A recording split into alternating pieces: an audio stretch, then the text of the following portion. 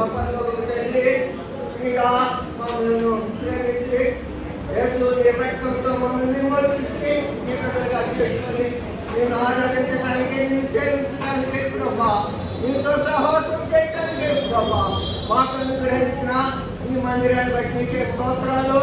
నాయన ప్రభా, పునాది వేసిన మొదలు ఇంతవరకు నీ సన్నిధి నుంచి ఈ కాపుదాన్ని అనుగ్రహించి ప్రభా ఈ మందిరాన్ని నాకు జరిగించావు. నాయన ఈ దాసులను తండ్రి బలపరిచి ఆశ్చర్యంగా నడిపించావు. బిడ్డల్ని బలపరిచి వ్యవహారంలో పాలు పంపులు అనుగ్రహించావు. నీకే స్తోత్రాలు. నాయన ఈ సర్వంలో మీ తోడుకొని బట్టి ప్రభా, కూడి వచ్చిన మీ బిడ్డలందరినీ బట్టి నీకే స్తోత్రాలు. ఈ సర్వంలో నాయన ఈ మందిరంలో మేము మీ నామంలో వ్యవహారాన్ని చెల్లిస్తూ ప్రవేశించగా మీ సన్నిధి ఉంచండి. జరగలేని పరిస్థితులందరికీ ముఖ్యమ దేవాలను సన్నిధి ఉంచండి. మమ్మల్ని నడిపించండి. మీ సేవకులను కలిగి అభిషేకించండి. మీ పనుల శబ్దాన్ని సమస్త పరిచర్య మీకు మహిమకరంగా వచ్చిన కూడొచ్చిన ప్రతి గడికి ఆశీర్వాదంగా జరగడానికి ప్రోత్సహించండి. సమస్త మహిమ ఘనత ప్రభావం నీకు తెలుసు. ఏ పరిస్థితులను వెళ్తున్నాము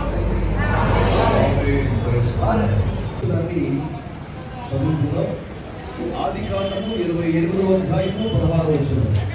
యాకోబు నిద్రలేచి నిశ్చయముగా యెహోవా ఈ స్థలమందు ఉన్నాడు, అది నాకు తెలియకపోయేదే అనుకొని భయపడి, ఈ స్థలం ఎంతో భయంకరము, ఇది దేవుని మందిరమే కానీ వేరొకటి కాదు, పరలోకపు గవిని ఇదే అనుకోలేదు.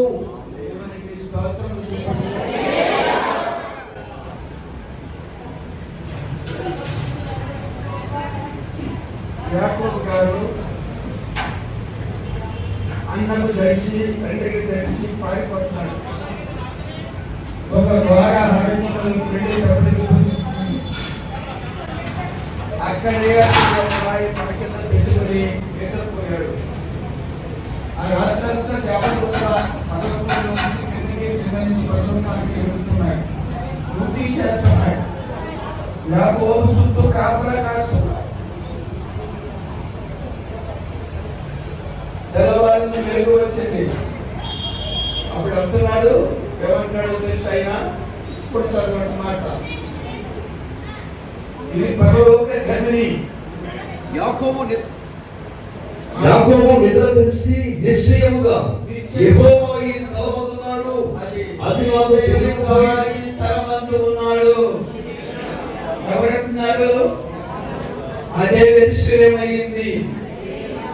పరలోకానికి వెళ్ళే ప్రజలందరూ ప్రార్థించే మందిరం అయ్యింది. ఎంత ఆశ్చర్యమైన మాట.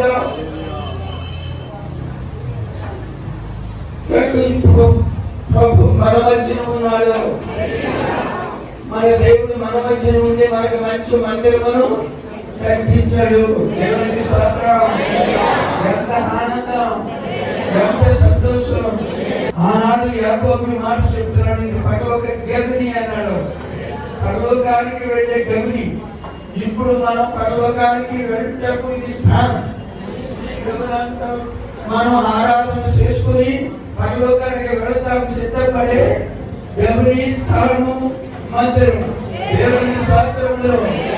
హల్లెలూయా, హల్లెలూయా.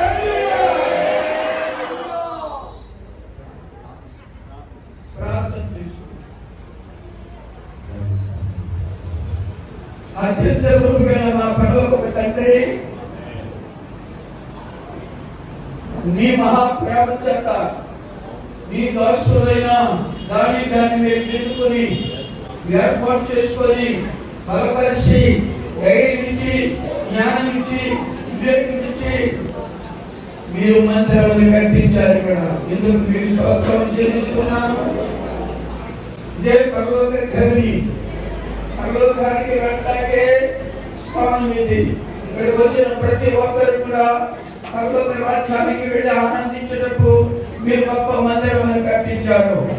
ఈ మందిరానికి వచ్చిన ప్రజలందరూ కూడా మీ యందు భయముతోనూ భక్తితోనూ విశ్వాసముతోనూ నీతితోనూ యథార్థతోనూ ప్రార్థించుకుంటూ మీ ఆత్మ కలిగి నీ రాజ్యం కొరకు ఎదురు చూసినప్పుడు పరలోకమునకు వెళ్ళుటకు ఈ స్థలం మీరు ఏర్పాటు చేశారని వీళ్ళు గ్రామ ప్రజలు అనేక మంది ప్రజలు సంఘ బిడ్డలు అందరూ అనుకుని సంతోషిస్తూ ఉంటారు కదా ప్రభువా.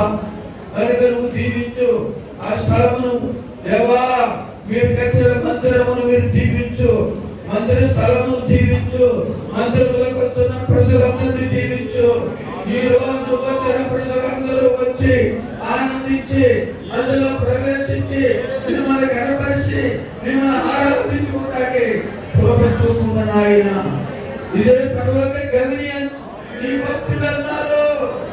నిజమైన పరలోక గమని ఈ మందిరంలోకి వచ్చిన వారందరూ పరలోకంలోకి ఉంటారని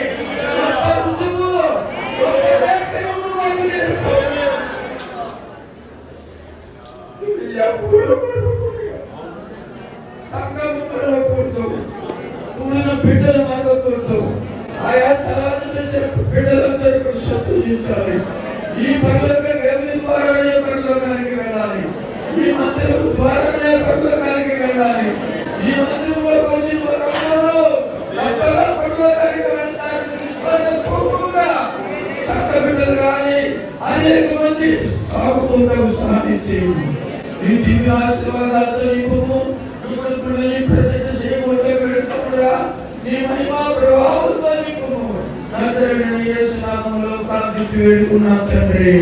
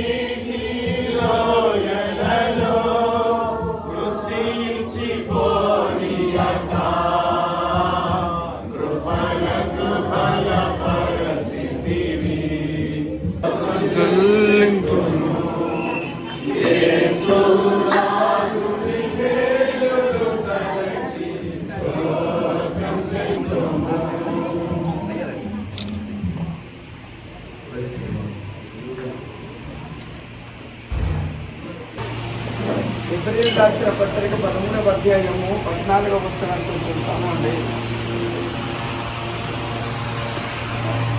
విలువనమైన పట్టణము మనకి ఇక్కడ లేదు గాని ఉండబోచున్న దాని కొరకు ఎదురు చూచుచున్నాము.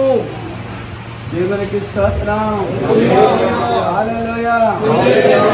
నిలవరమైన పట్టణం మనకి ఇక్కడ లేదు గాని ఉండబోతున్న దాని కొరకే మనం అందరం ఎదురు చూచుచున్నాము. ఇక్కడ కూలేని ఆ పట్టణము రమ్యమైనది. ఆ రమ్యమైన పట్టణములోనికి వెలుటకే ఇది మనకి స్థానము. ఇందులో ఎందరూ దేవుణ్ణి ప్రార్థిస్తారో, ఆరాధిస్తారో, ఆయన కొరకు జీవిస్తారో వారందరూ కూడా నిలవరమైన పట్టణంలోనికి మనం వెళ్తాం. దేవునికి స్తోత్రం చెప్పండి. మనకి ఇక్కడ లేదు నిలువరమైన నివాసం లేదు. మనకి నివాసం నిత్యం ఉండేది ఎక్కడ? పరలోక రాజ్యం. దేవునికి స్తోత్రములు. అది ఎంత రమ్యమైనదో ఆలోచన చేయండి. కీర్తన గ్రంథం 48వ అధ్యాయం 1-2 వచనాలు చదవండి. అలాగే ప్రకటన గ్రంథం 21:18 కూడా తీసి చదవండి. మన దేవుని పట్టణమందు ఆయన పరిశుద్ధ పర్వతమందు యెహోవా గొప్పవాడును బహు కీర్తనీయుడై ఉన్నాడు. మహాకీర్తనీయుడైన దేవుని రాజ్యములోనికి వెళ్ళుటకే ఇది మనకి స్థానము. దేవునికి స్తోత్రములు. చదవండి. ఆ పట్టణపు ప్రాకారము కట్టబడను. పట్టణ ప్రకారము ఎలాంటిది? సూర్యకాంతపు రాళ్లతో మనం వెళ్ళబోయే పట్టణం. ఎంతమంది ఆ పట్టణం మనకి వెలుటగా ఆశిస్తున్నారంటే వారందరూ దేవుడు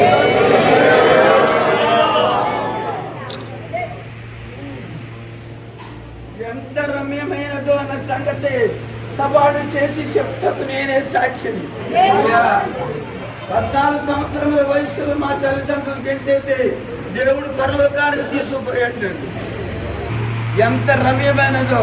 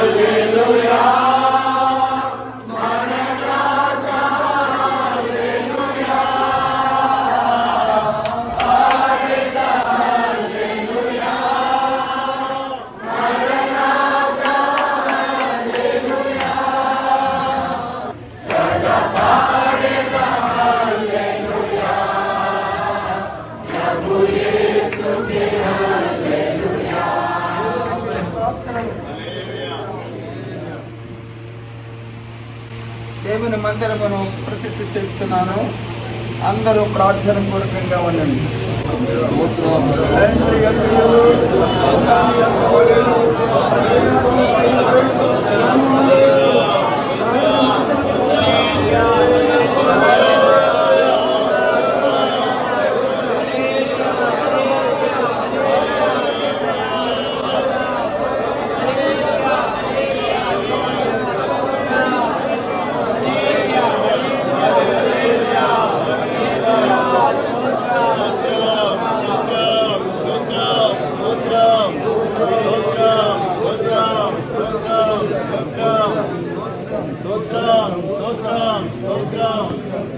స్తోత్రం